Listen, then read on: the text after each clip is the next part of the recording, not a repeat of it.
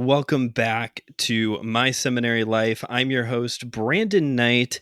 This is our series, Ancient Greece. And in today's episode, we're going to continue talking about ancient Greece, looking at a particular group of Greeks at a particular battle and a particular film that covers the subject. I'm talking, of course, of the Spartans at the Battle of Thermopylae and the movie 300.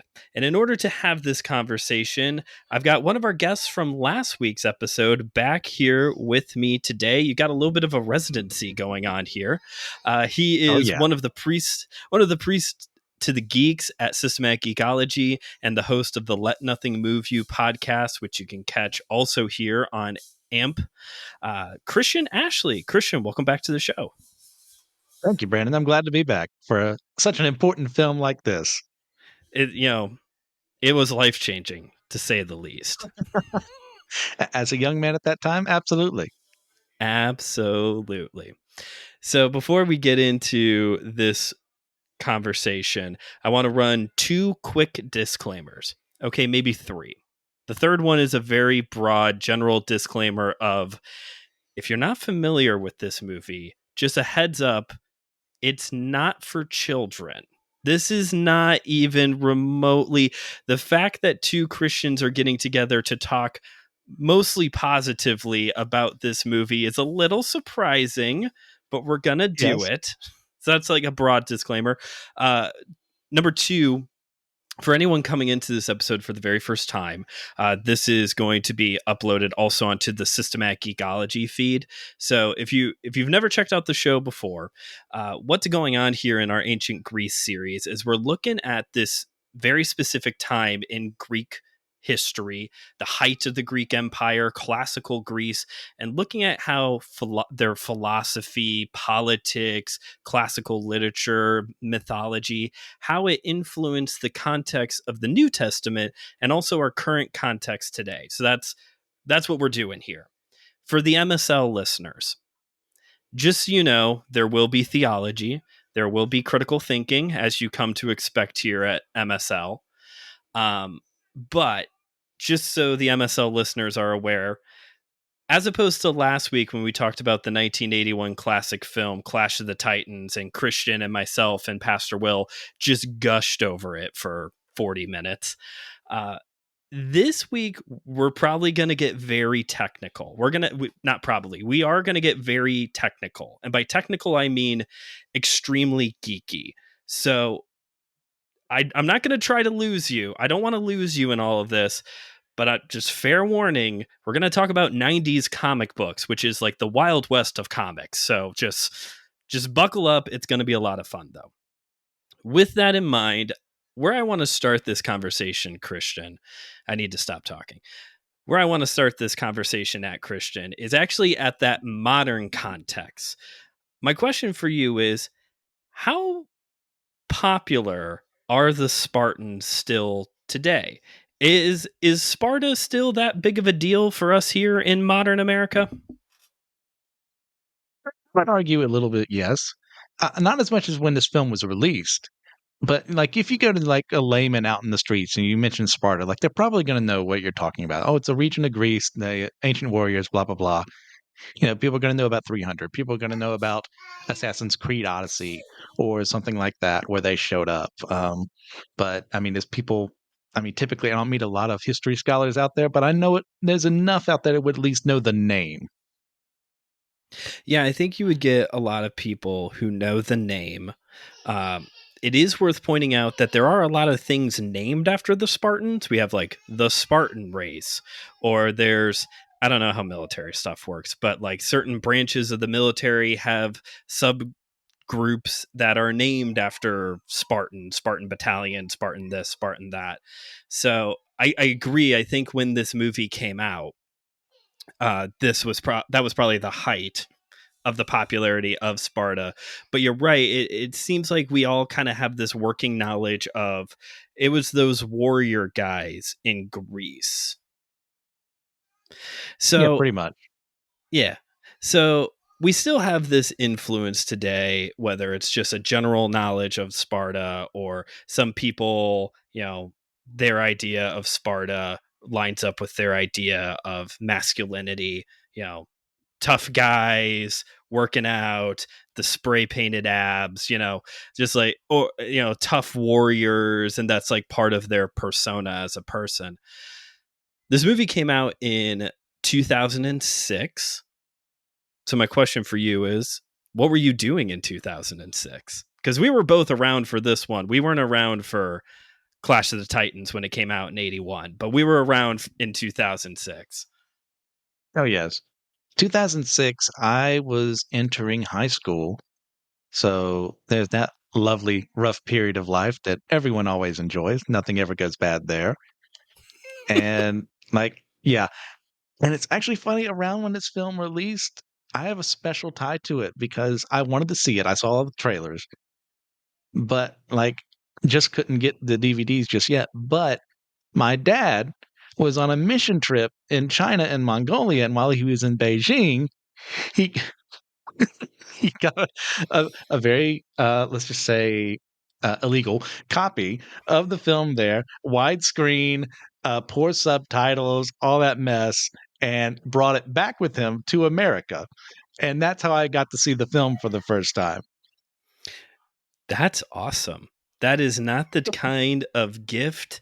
I think when missionaries have brought me stuff before, I don't think I've ever gotten a bootleg of a movie that was in theaters. Um, Nice. That's a pretty good story. I like that a lot. Was Oh, this a yeah. common thing? Did you get a lot of bootlegs from your missionary or father or No, that was like the one mission trip I remember him going on. Okay. But I mean, we also went to Comic-Con at HeroCon every now and then, and they've stopped doing this at this point in time, now that people have cracked down. But there used to be some, let's say, bootleg editions of older cartoons and anime that you can't get anymore in that sense because, well, it's frowned upon now. But he would definitely do that then. My dad did that a lot too. We had the Roger Corman Fantastic Four movie from 1994, Oh, the yes. one that was destroyed and never released, but somehow is currently on YouTube that you can stream for free. Wink, wink. Um, Yeah, bootlegs, man. I've got a bootleg, I think, somewhere of the Green Hornet TV show with Oh, nice. Bruce Lee. Yeah, that's one. Yes. That one's hard to find. Anyway, so you were entering high school when this movie came out, got to see a bootleg version of it. As for me, I'm a couple years younger. I was middle school, 6th grade, 7th grade when this movie came out, and knew absolutely positively that there was no chance I was going to see this movie. Not a chance in the world. It looked really cool, but I knew, sometimes my dad was able to like finagle things to be able to take me to go to the movies. I was a kind of, I don't want to say sheltered, but a little bit, certain things were off limits. Um, so yeah, it was a while after this movie had come out before I was finally able to watch it. Um, I enjoyed it. Do you like this movie? Let's just, Oh, yeah. good, bad, Hard to fail. otherwise, what do you think? I love this movie. Not for its accuracy, not for some of the messages it portrays, but because it's a dumb action flick, you know, that did inspire me to learn more about the actual history behind it because I knew there's something screwy going on here. But like, it's about a bunch of really buff guys killing a bunch of really buff guys. And like, at the end of the day, isn't that what every boy likes to watch? Yeah, I mean, you're talking to the guy who regularly watches pro wrestling, so obviously that's what we want. We want meaty men slapping meat. That's a pro wrestling line. That's even worse. We want to see guys punching things. It is refreshing that it's a group as opposed to the 80s when it was always a one man wrecking crew. We actually have a group of people. I think that's one positive we can take from this movie. Working as a group. That's always a good message. This movie stars Gerard Butler as King Leonidas. This was my introduction to Gerard Butler. Ever since then, anytime I see a movie with him, I wait for that inevitable moment when he starts yelling. It happens in all of his movies because no matter what the accent is that he's doing, he immediately becomes King Leonidas when he starts screaming. and it's directed by Zack Snyder. And Zack Mhm. Snyder, I don't want to say he's divisive. I don't think divisive is the right word for geeks, but people can have strong opinions of Snyder. So, Christian, what's your take? Zack Snyder, good or bad? Okay. Sometimes he's really great. Other times, let's just say the DCEU, I am not a fan of what he's had to put out. I don't really enjoy the darker and grittier interpretation he has of Superman and Batman and all that. But when it came to like, what was it, the Dawn of the Dead remake he did, I'm a huge fan of Mm. that. I like the Watchmen he did. It was a very pragmatic adaptation. And of course I love 300. So like it depends really. Yeah, I think I agree with most of that. I've seen just about all of his movies. I haven't seen Dawn of the Dead or the one about owls. Legend of the Guardians. It's an animated film Yeah. about owls. Um, Yeah. It's fine. it's fine. 300 I would say is about 300 Watchmen, and I would put Man of Steel in there as some of his best work. I really liked Man of Steel. I do understand the constant criticism of the DCEU being way too dark and gritty, and I definitely feel that sometimes. Yeah, he's kind of this like every time I see a trailer for one of his movies, it always looks good, but then it's almost a coin toss how it's going to turn out. Have you seen the trailer for Rebel Moon yet? I have not. Ever since I kind of learned it was like trying to be its own Star Wars, I'm kind of like, yeah, I barely like some of what Disney is doing right now. I don't need to see what Zack Snyder has to say. So, yeah. Y- yeah, it looks interesting for those of you who don't know. Back when Disney was making the Star Wars stories films after the absolute bomb that was Solo, they canceled all the rest of the projects. And some of them have turned into streaming series like Kenobi. One of them was going to be directed by Zack Snyder. It was an original script he had wrote, and after they canceled the project and Warner Brothers said, okay, Zack, we're done with you, Netflix has embraced Zack Snyder with loving open arms. Make all of Mhm. your movies for us. And it's coming out, I think it's November, Rebel Moon. It's supposed to, I watched the trailer, and even though this was like Star Wars originally, it really looks more Dune. I'm getting major Okay. Dune vibes from it. There's a lot of like simplistic sci-fi, kind of like the Dune, like they have swords, in Dune, things like Yeah. that. And that makes sense, seeing as Star Wars was very inspired by Dune. Hmm. It's a little bit of both. Yeah, Snyder though, yeah, he's when he's on, and when he's off, it's like, oh, this is rough. Uh, and he's one of those directors that I feel like I should like, because I like guys who have a very clear aesthetic and style. Guillermo del Toro, Robert Rodriguez, Sam Raimi. When you're watching their movies, you know it's one of their movies. And Snyder's the same way.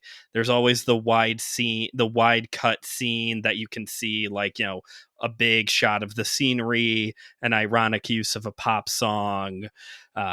Usually there's a 300 Easter egg somewhere hiding in the film. Even he Yeah. knows this is his best one. Um, but yeah, but yeah, he's all right. I'll give Rebel Moon a try. Okay. I'll let you know how it is. I might watch the I Owl appreciate movie that. sometime too. Yeah, yeah. So this movie's available on Max for anybody who wants to stream it. But as we mentioned, Christian, this is a graphic novel. This is a movie based on a graphic novel written by Frank Miller. That's based on a historical event. But for those of you who are unfamiliar with ancient historians, they're even more slanted and have an agenda than modern historians are, really. So there's a lot of narrative here. There's a lot of narratives being intertwined here. Baseline, Christian, what is this movie about? Baseline, this is in the world of this film versus actual history. This is uh, Sparta is a part of Greece in the fact that they are like Grecian by culture, but they're not united. And they get a messenger from Persia, which is coming there to take over their country, and they're giving Leonidas, our king here, the chance to, submit, and therefore he can stay in charge, but he has to bend the knee, as it were, to King Xerxes. But he's not doing that. They're a warrior people. They're not going to go down lying. So he disregards all the rules and everything else, and he brings his small band of warriors on like a little vacation, as it were, to defend Greece at Thermopylae, however the heck you want to pronounce it.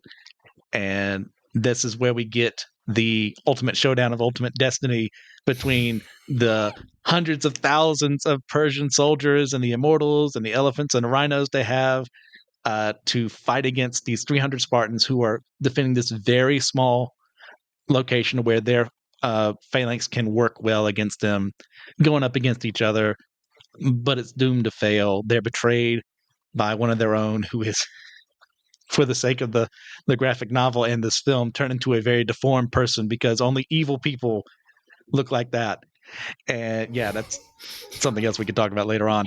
And they are all wiped out, but one of them is able to come back, inspire the rest of his people to rally up against the Persians, and it ends with them like fighting against them and winning. And that's our film.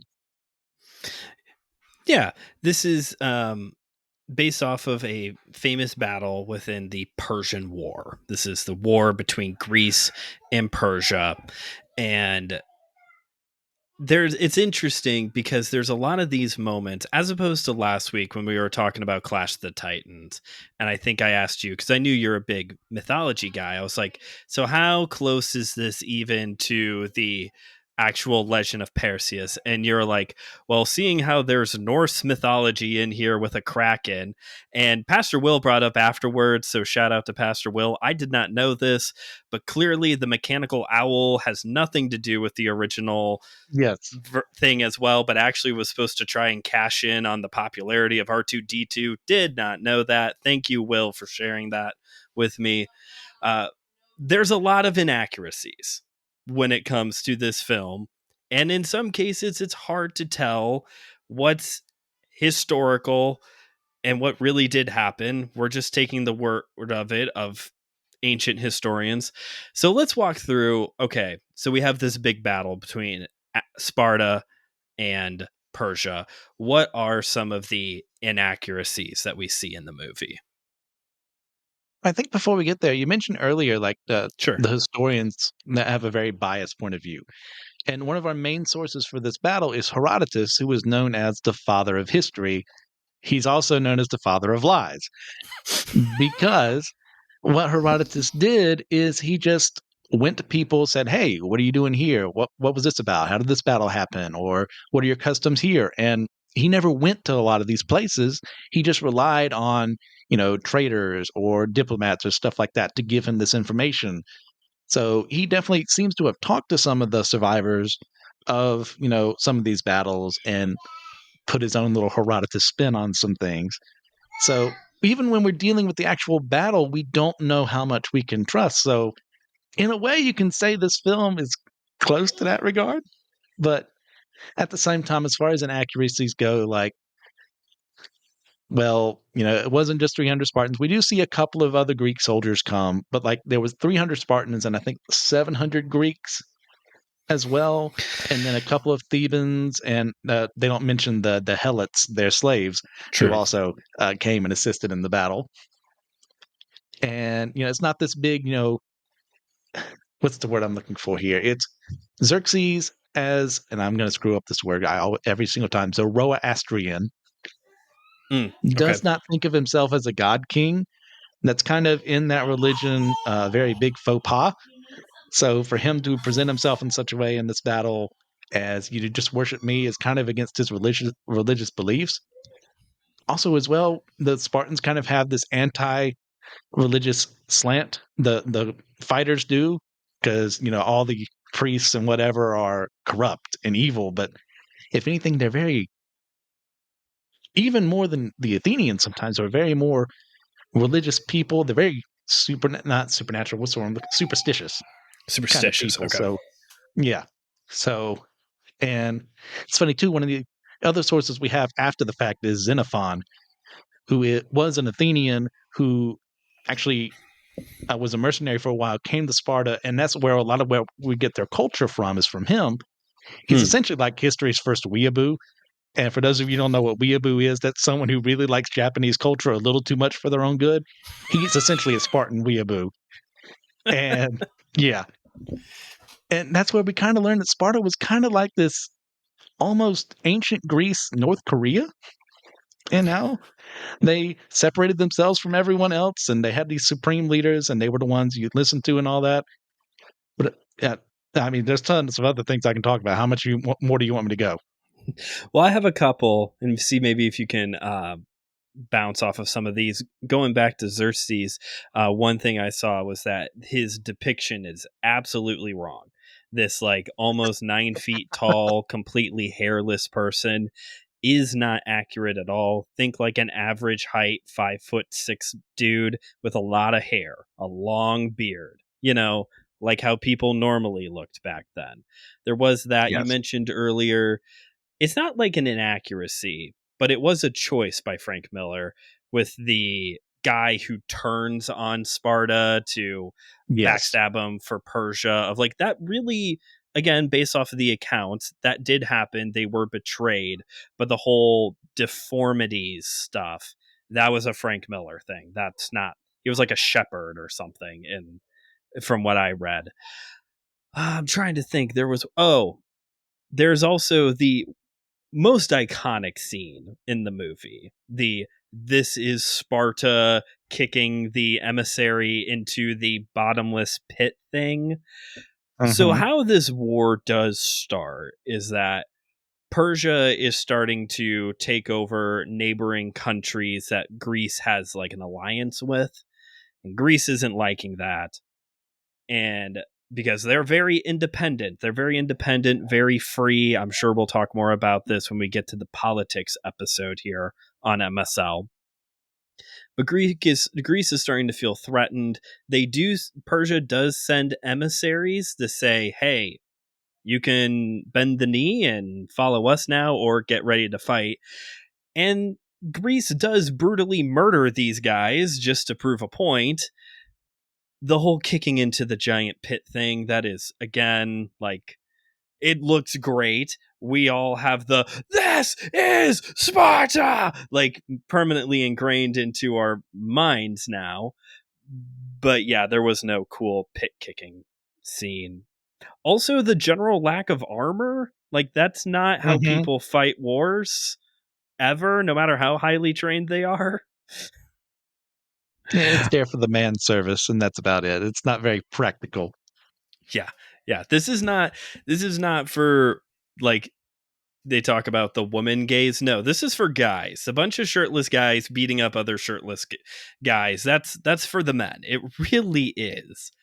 Was any other inaccuracies you'd like to highlight here before we move on?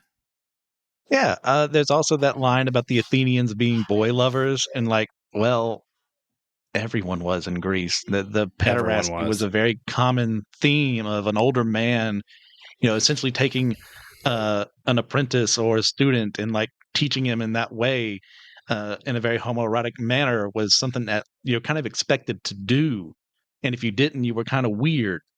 So for them to drop that line was obviously at the time when it came out, people were way more homophobic about such things.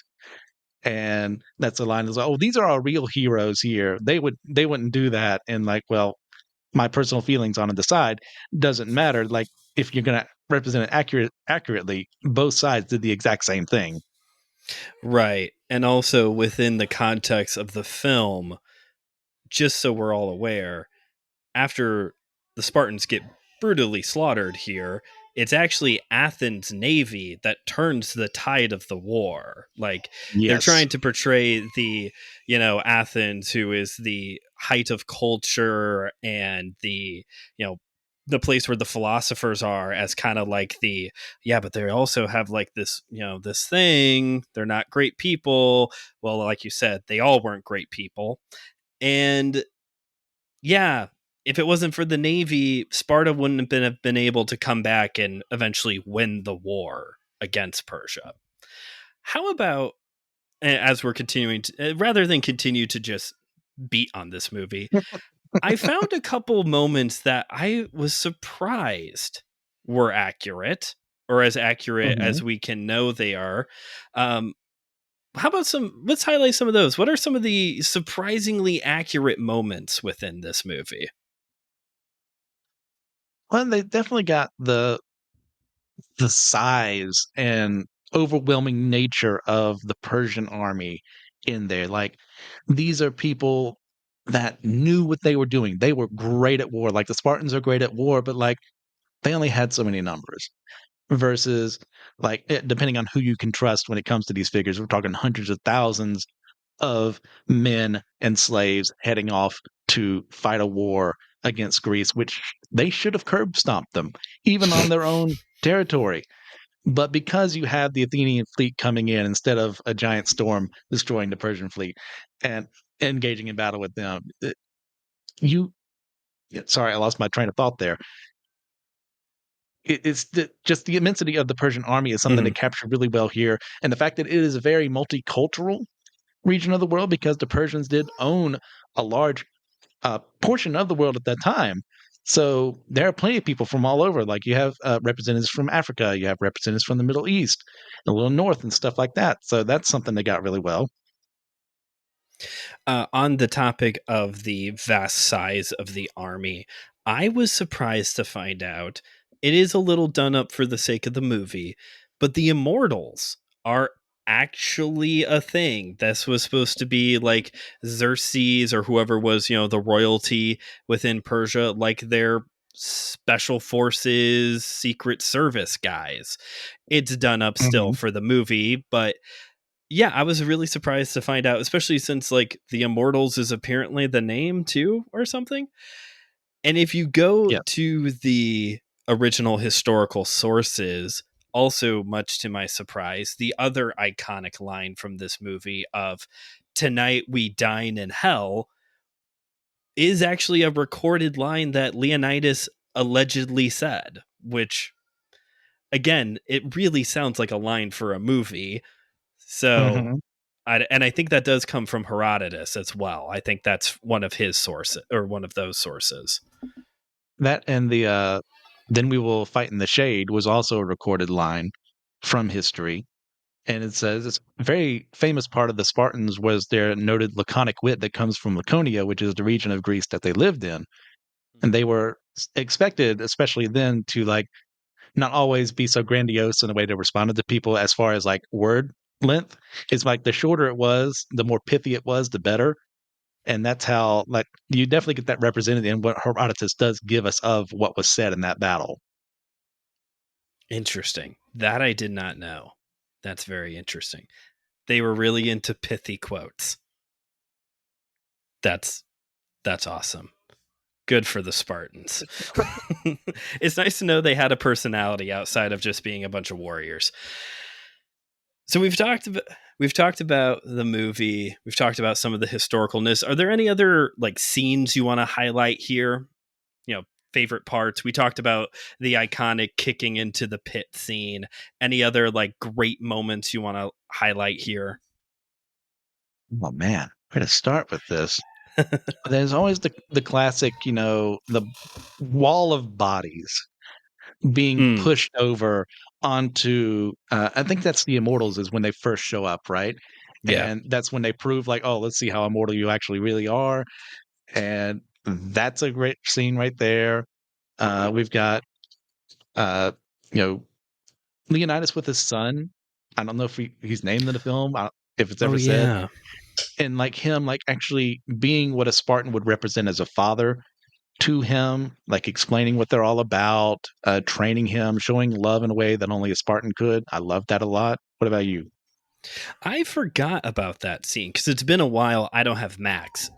so I haven't been able to watch it. So it's been a while since I've seen it. I forgot about that scene. Um, yeah, like I said earlier, just the general, like, the camaraderie that the men have for one another. You Spartans were trained from a very young age. They began training, and so they built bonds with their brothers in arms. And you see that here. This isn't like there's a bunch of soldiers, but Johnny over here, he's going to be the one who's going to save the day. Like, no, you see like the formation of them going into battle, and yeah, you do have the other thing that Zack Snyder's known for, the slow motion fight sequences. So you Hmm. could see a little bit of like the individual fighting. It's really cool. It's really fun. I don't know how accurate it was, but yeah, I really enjoy those. It is cool. Another thing that's represented well, we didn't touch on this too much, is that although Sparta was the city state that owned the most slaves, paradoxically, they were also the city state that like gave women the highest standing within the Yes, government. And you do see that here with Leonidas's wife. I forget her name now, but like Gorgo. yes, Gorgo. She plays an important role in keeping the political scene going while all the men are off to war. I forgot about, yeah. So those are some of my other highlights. We've And then, talked of course, about, is the opening of the film, which definitely sets the tone for everything. And mm, Leonidas's growth, like showing the Spartan journey of how you become a man, how you become a Spartan. And obviously, there's some artistic license used here as well, because you wouldn't have been sent alone. You would have been sent in groups because to keep that camaraderie you were mentioning earlier, like that's part of what they wanted was for these young boys to work together, and they wouldn't really have been fighting wolves so much as going to Helot villages and stealing from them. And the purpose of that was for them not to get caught. So they would get punished by their commanding officers if they got caught. But it mm, didn't matter if a helot got killed or anything like that because, well, they're just slaves in their mind. So mhm. that's kind of one of the twisted parts of their training. It is. Yeah. One of the resources I've been using to study up for this series we're doing, um, when I got to this part at the Battle of Thermopylae and the Spartans, man, the lengths that some people go through to try and justify, defend, explain away, whatever word you want to use, slavery, the slavery of the Oops. Spartans, the lengths that some people go through. It's slavery. It was bad. Please stop trying to, like, well, all the men, they were off to war, so somebody had to keep, the plants and the crops and the this and the that. And it's like, okay, yeah, or everybody doesn't have to go to war. Like, Yeah, that's the or unfortunate part of history. what was that? I'm sorry. And that's the unfortunate part of history. And that, Hmm. the further back we go, there's always going to be something that, as we have to an extent in certain ways evolved as a culture, we see that, oh, well, we used to lionize these countries and individuals, and oh, but they also owned slaves, or they also murdered countless civilians. Like, well, how do we reconcile those two? And some people go too far in one direction and say, well, it's okay if they did it because they did good things, versus the other really hard opinion of, well, they were always evil and we have nothing we need to learn from them. Let's not learn from the Sure. past, versus a more nuanced, okay, that's where they were at their own time. Let's not have that good old C.S. Lewis chronological snobbery and say that since we live here now, we are so much better than them. Let's apply where they were to how we look at them now. Look at you quoting C.S. Lewis. It's like you listen to the show. It's like you listen to MSL. Hey, speaking I of am a fan. controversial, let's talk about Frank Miller. Uh, Ooh, so, all jokes aside, um, in my personal opinion, Frank Miller is a legend of the comic book industry. He's one of the greatest writers and particularly artists. I love his artwork of the industry, especially of the modern era, especially of like the 80s, 90s time frame. Um, outside of 300, Miller is known for a number of books. You've probably heard of some of them. Um, Sin City is one of his big ones. His run on Daredevil is that Daredevil Year One. Um, Batman Year One. I think he also did that Mhm. one. He did a lot of those Year One style series. Uh, and his work, The Dark Knight Returns, is considered one of the two, Watchmen being the other one, by Alan Moore, one of two books from the late 80s that proved and started this trend that comic books can be for adults. They're not just for kids. You can write Mhm. mature, engaging, thoughtful stories also for adults, which bled very nicely into the 90s when everything just became all for grown-ups anyway, whether Yeah, they were we for took the children wrong or lesson. not. What? We took the wrong lesson from all that. We did take the wrong lesson from that. The wrong lesson we took was that every artist could also be a writer. We Oof.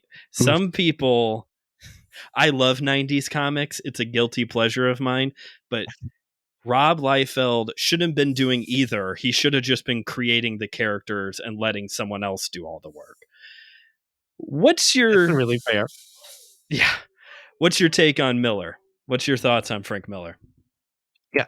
I love his Daredevil work. It's one of the, like, most defining parts of his character, because you look at early Daredevil, and I've read all of it, it's trying to find itself, and it almost never really does until Miller gets there. Like, not to say that he invented everything we care about Daredevil for, because, Stan Lee was there for it, and we have other writers along the way who contributed, but he's the one who actually made people care about it, because Daredevil was more like a legacy, like, well, it started in the '60s, we're gonna keep going, but, like, he introduced Elektra and Stick and all these facets that you look into the Netflix series, or what's going on right now with how they're introducing Daredevil back into the MCU. Like, that came from him. I love all that. And Dark Knight Returns, I love it for what it is. I don't like some of the impact it's had on people's perceptions of Batman, and whether or not he should kill, or whether or not, he's always right at the end of the day. It's like, well, Batman's just a man at the end of the day. Like, he can screw up too. He's not always going to beat Superman. He's not always going to have kryptonite on his person. It is what it is. But, like, I enjoy what he does there. I haven't read Sin City. I've only seen the movie, so I can't speak on that. Sin City is actually my favorite of his. One of my glaring faults is the fact that I have not read the Daredevil run. I need to Mm, prioritize that at some point, but there's always more books to read in the comic book world. Sin City is one of my favorites. The Big Fat Kill is specifically the book that I like. And this is, having watched, you've seen the movie, right? yes.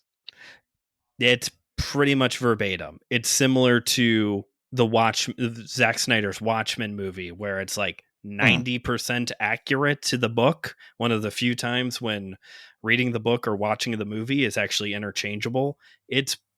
That's pretty much the case with the first Sin City movie. Uh, I don't know about Dame to Kill for. I haven't watched that one yet. But the thing about Miller, he's crucial to the comic book industry. Groundbreaking work. Like you said, basically made Daredevil into yes. the character that we know him today. Is that particularly from a modern reflection, did not age well. A lot of his stuff did not Yes. age well or wasn't well from the get go. You look at Holy Terror, even before that book came out, it was being labeled for Islamophobia because it is. Yes.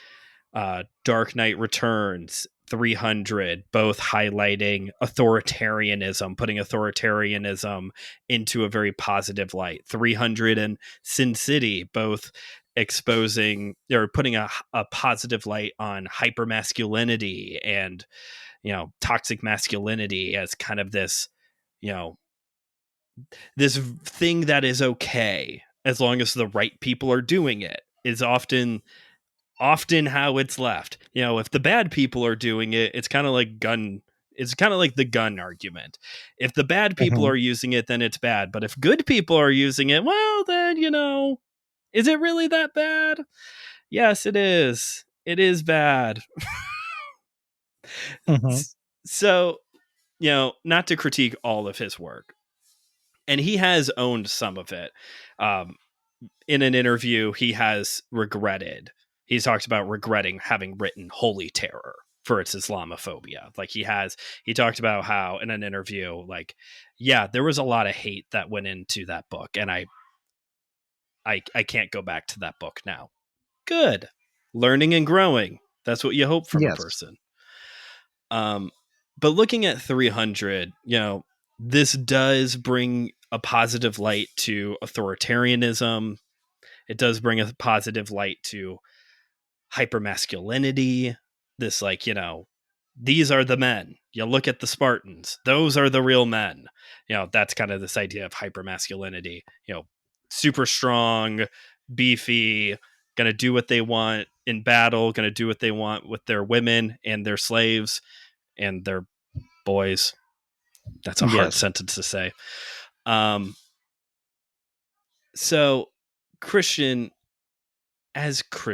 Christians as believers, um, as we engage this kind of content, and we're have people who really idolize still the Spartan way or whatever. Like, what do you do with that? What do you do with, like, hyper masculinity, knowing that we're not going to arrive to a conclusion here? We're not going to solve the Yes. problem today. I mean, the Barbie movie did help us understand that the patriarchy is not about horses. And so we all Yes. lost a lot of interest because of it in the patriarchy, not in the Barbie movie. Lost a lot of interest in the patriarchy because it's not about horses. But to contribute to this conversation, like, what do we do with this? Because it's in the church. But it's that classic case of there is a good thing that is being blown way out of proportion for where it should be. Like, men are told in scripture to act a certain way, to be in charge, to love their wives, to control their family in a loving manner. And then you have Pharisaical, legalistic, and other ways of interpreting that come in and bleed into the church and say, well, a real man doesn't show feelings. You know, a real man will, not give his wife everything she wants because he's got to show her who's in charge. Or, every now and then he'll give her a good old smack in the lip or what have you, because, he's got to remind her who's there, like who's number one. And no, he's going to love her still, but like he's going to keep her in line. It's like taking something that meant for good, God delivered for how a healthy, loving marriage is supposed to be and how men are supposed to act in the church, and then twisting it into something else. It's just classic. I mean, a way of, Satan and his demons working against us.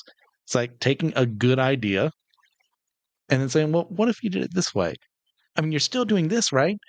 But just apply it this way. Or people who were never really Christians in the church having a culture and thinking they were, and then ruining it for everyone else. And then other Christians not doing anything about it because, well, there are guys, so we're not going to say anything. We're not going to intervene. It's not my problem. And then what do we Yeah. do with that? Well, we've got to figure out, how do we change? What do we need to change? What needs to not change? And then learn how to get back into scripture and say, oh, what does God actually say about this? Not what I have been told God has said about this.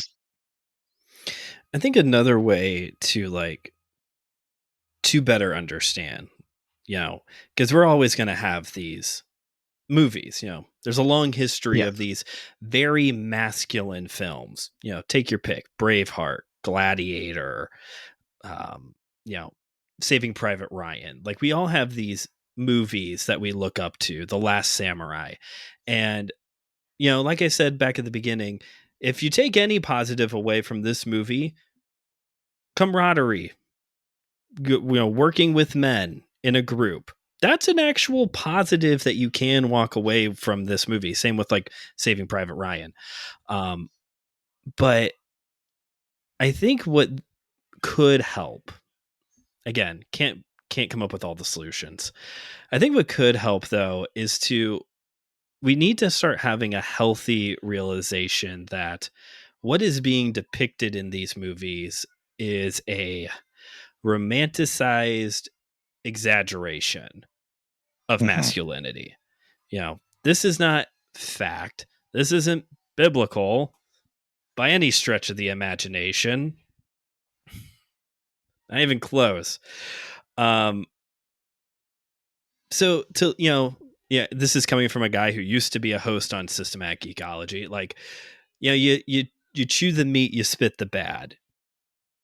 But Mm. we don't want to actually do that. We just want to, I full full heartedly believe that many Christians just want to know, is it bad or not? You know, they just want to know, should I engage or should I not? They don't, the nuance of it is hard. Nuance is hard. Conversations are difficult to arrive at a well thought out perspective. Yeah, there's a lot of boobs and violence in this movie, so it's not for kids. And if that's something that you can't handle, don't watch the movie. This is not an endorsement for the movie. Um, but with any of these films, like, we need to have more of a nuanced conversation of not just idolizing, like, that's it, that's the men, now I'm going to make that fit with the Bible, but instead look for what is good, if there is any, and disregard all of this, like you were talking about, this stuff that gets into the church of, like, this authoritarianism of, I'm right because I'm a man. That's the whole argument. That's it. I think it also might be helpful for people to go read Frank Miller's interviews when this movie came out, because I was reading some of it in preparation for this episode, and he didn't want people to walk away from this movie loving the Spartans. That wasn't the point. The Failed to in massively. didn't go great. It's clear that we misunderstood the assignment, or Zack Snyder Yes. did, one or the other. Um, but in Miller's mind, yeah, maybe they were the ones trying to defend their freedom, which is a very American thing to get behind. But they're not good people. Persia had its highs, Persia had its lows. So to understand that, like, even in Frank Miller's mind, like, the end goal isn't to become a Spartan, is kind of an important piece of information to know. Yeah. Well, that too, like this conflict in the film between the Greeks and the Persians, we come from a very Western point of view, in that the Greeks were the ones who created democracy, and it's the most American thing you could possibly do, and the Greeks were the Proto-Americans. And then you look at how the Persian Empire was actually run. It was still one leader, but there was religious tolerance. Well, how do you think the Jews were able to worship one God? Well, because the the Persian emperors knew enough to, okay, don't mess with people that way. Just make sure they pay their taxes and fight in my armies, and we're golden. So they were able to come back to Israel and rebuild. They were able to worship God. That's a beautiful thing. That's not brought up in the film because, obviously, Jewish people not being a huge part of the Battle of Thermopylae. But if you just look at the Persians as, oh, they're this invading force, they're evil because they're foreign, and they're going to take our democratic ways from us, and we're going to save people, you're losing everything out of this. A real man would stand up to this. And, well, yeah, if you remove everything out of context of history, a real man would stand up for freedom. A real man would stand up for loving other people and making sure they were safe from being under tyranny. But you can't say the Spartans are the good guys simply because they come from Greece, simply because we like a lot of the values that came from that area. Yeah, we like having a clear good guy and a clear bad guy. This again Mhm. gets into the whole, you know, we prefer things without nuance. We just want to know who's the bad guy, who's the good guy. The good guys are the ones with democracy. The bad guys are the one with the bald king, like, clearly. Um, but you're right. And I mean, it's right there in the Bible. We know that the Persians were good to the Jewish people. It's right there. Ezra, Nehemiah, Esther. Like, Cyrus makes his decree at the end of, is that Jeremiah? Jeremiah, Daniel. Like we get this stuff's in the Bible. Like we know that Persia is actually, for again, an invading country, has war, very Zoroastrianism, all of that, but still very religiously tolerant, letting the Jewish people having a cultural identity, go back to Jerusalem, rebuild the temple, rebuild the wall. Like it's like we threw all of that out the window as soon as the movie started. Okay, the Greeks are the good guys because Proto-America. Mm-hmm. So we talked about. So I think we've covered this movie well at this point, and we've talked a lot about the cultural impact of all of this. One other area we're covering, like I said, is the impact on the New Testament. So, Christian, I know that the Battle of Thermopylae, obviously, this isn't in the Bible at all. And it's a small part in what is actually a very big war between Greece and Persia. How does, if at all, this war affect the context of the New Testament? Like, there's so much.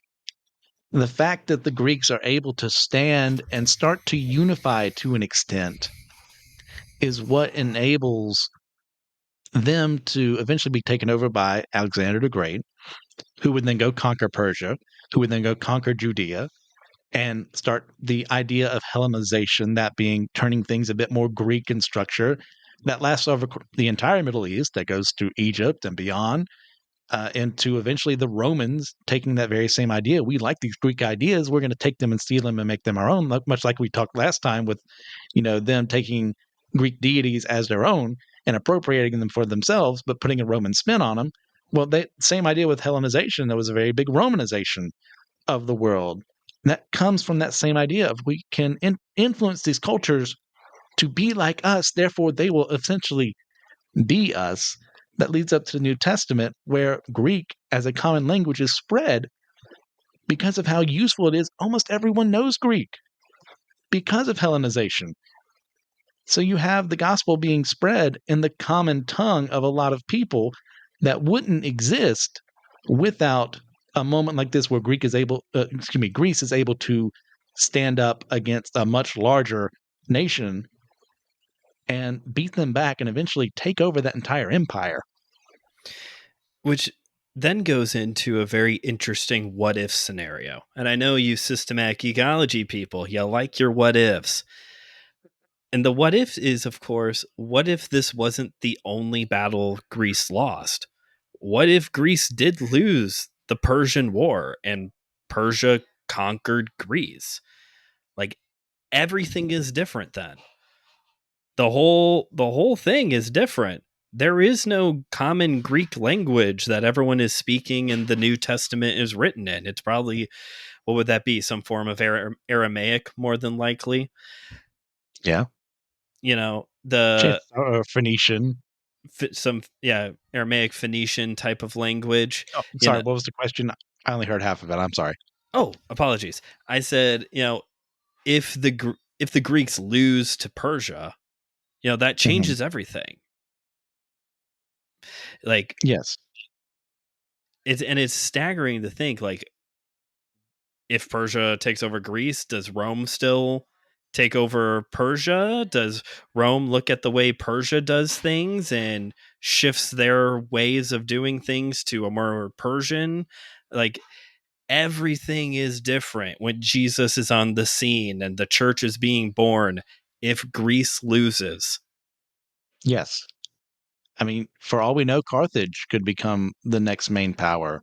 Hmm. And you have a world of conflict between them and the Persians. And as Rome is becoming more of its own entity, like, well, who of the three there wins? It doesn't look like the Romans would in that scenario. It'd probably be, more Carthage in this situation. Or, the Persians, as we find out in history, you can only expand your empire so far. If you can't control all of it at once, there's going to be rebellions. There's going to be people rising up against you. Or they could have very well lasted up until the birth and death and resurrection of Jesus as the representatives in charge of Judea at that time.